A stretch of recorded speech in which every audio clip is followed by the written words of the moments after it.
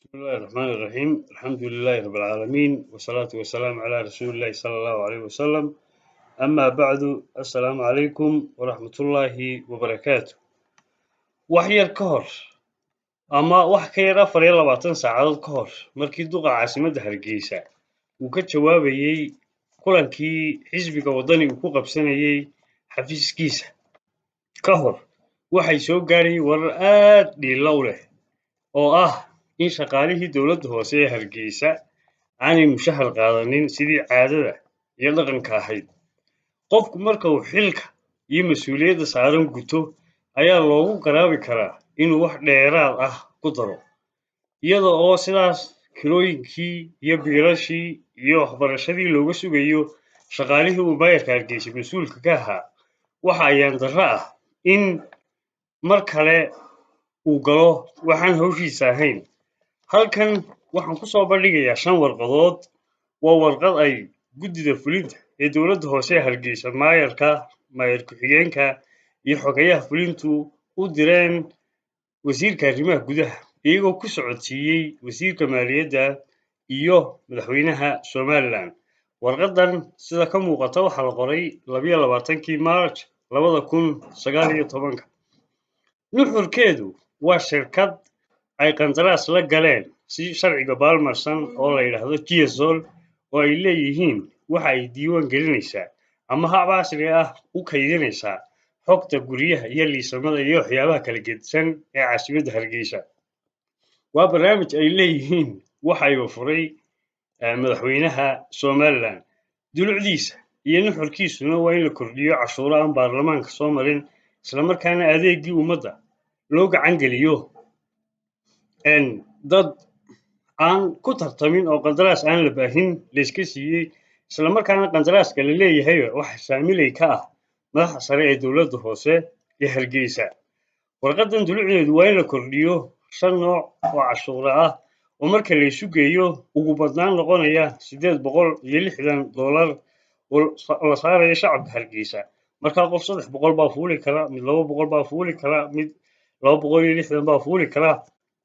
5 qaybood ee warqadani ay ka kooban tahay waxa weeye sharciyeynta dhulka waxay yidhaahdeen 2 balood iyo wixii ka badan markaanu sharciyeynayno waxaanu ka rabnaa $300. baloodkana waxaanu ka rabnaa 240 qaar kalena waxaanu ka rabnaa 140 ay ku kala micneeyeen soo eegista GIS ee khidmadda iyo khidmadda adeegga systemka ee dhulka iyo daabacadda shahaadada lahaanshaha. Warqad lagu daabaco oo muujinaysa in dhulkaas aad leedahay ayaa waxa laga qaadayaa lacag dhan $260. Shahaadooyinka iskuulada inta laga qaado marka qof shahaado la siinayo kuwa jaamacadaha warqad yar oo daabacan $260 miyay noqotaa. Marka taas laga gudbo waxa kale oo ay kordhiyeen kala wareejinta. Qof kasta oo dhul cusub iibsado waxaad ku talagelaysaa in laga qaado lacag dhan 2 balood iyo wixii ka badan $260. baloodka waxa laga qaadayaa 210. baloodka ama nus balood waxa laga qaadayaa $130. qof kasta waad ku talagelaysaa. waayahay waxa kale yiraahdeen waxaanu lacag ku kordhinay diiwaangelinta guryaha hore oo heerka ganacsiga ee koowaad ay ku sheegeen heerka ganacsiga ee koowaad ay ku sheegeen $200. ganacsiga oo heerka labaadna $160. guryaha caadiga ahna waxay yiraahdeen $130. qof kasta oo gurigiisii qadiimiga ahaa diiwaan gelinayo lacag intaas waad ku talagelaysaa oo laga rabaa. waxa kale yiraahdeen waxaanu ku soo kordhinay lacag cashuuraha liisamada iyo ardiyadaha. lacagtaas oo ka bilaabmaysa $60, $40, $34, $30, $20, $13 iyo $10. qof kasta oo cashuurta liisamada iyo ardiyadaha doonayo lacag intaas ayaad ku talagelaysaa. waxa kale yiraahdeen waxaanu cashuuraynaa cusboonaysiinta liisamada oo iyadana yiraahdeen waa lacag u dhaxaysa $40, $24, aan la hadlo 25, 22, 20, $13, $8 iyo ilaa $6.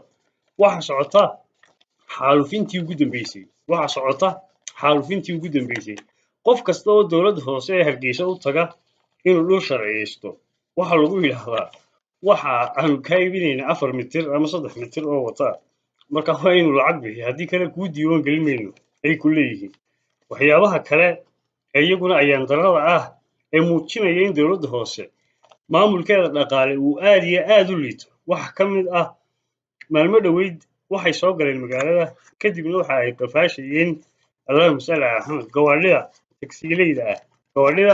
tagsiileyda ah ayay qafaashayeen gaari kaste waxa ay ka rabeen lacag dhan allahuma salli calaa maxamed 150,000 oo somaliland shilin ah ama 100,000 oo shilin lacagtaas urur looguma samayn adeeg looguma qabto iskaashato ma laha istaan ma laha kaliya shaambadda aanu kugu dhufanayno shaambadda aanu gaarigaaga ku dhufanayno ee taksiga ah ayaad ku bixinaysaa bay ku leeyihiin waraaqahani waa kuwa sharciga ah ee xagga hoose ay kaga saxeexayn duqa caasimadda hargeysa maayir ku-xigeenka caasimadda hargeysa iyo xogeeyaha fulinta dowladda hoose ee hargeysa haddii dowladda hoose marka la yidhaahdo wax qabta tusaale ahaan waxaan arkay nin guddoomiyaha degmada koonfur ah oo lagu yidhi maxaad wax u qaban weyday wuxuu ku leeyahay waxa kala badan baahida degmada iyo wax soo gala war koodbuur waxa ku yaala hudheelada ugu waaweyn guryaha ugu waaweyn baa ku yaala waxa ku yaala dhulka cusub ee la sharciyey waa halka ay dhaqaalayaasha ugu badani ka soo baxaan dowladda hoose oo leh koodbuur degmooyinka ugu dhaqaalaha badan leh